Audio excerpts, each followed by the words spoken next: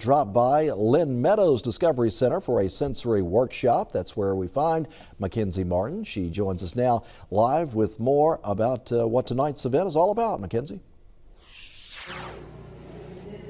Hugh, like you said, it's Santa's sensory workshop here at Lynn Meadows. I'm actually joined now with Elise, who is the president and founder of Caiden's Corner, who is putting on this event here tonight.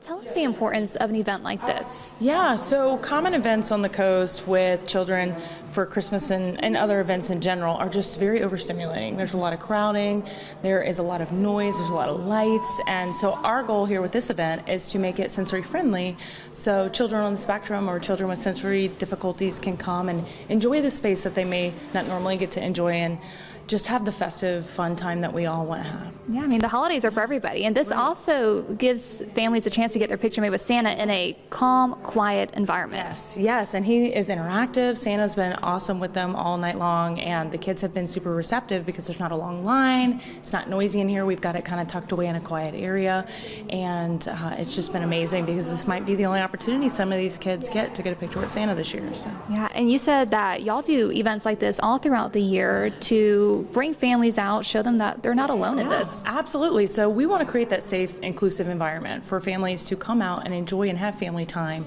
That's not quite as stressful, but also for them to be able to talk to us and see what support they might need outside of these events. So we create these events quarterly, and this is the second. We launched in June. We're really excited. We're already planning the next one. So.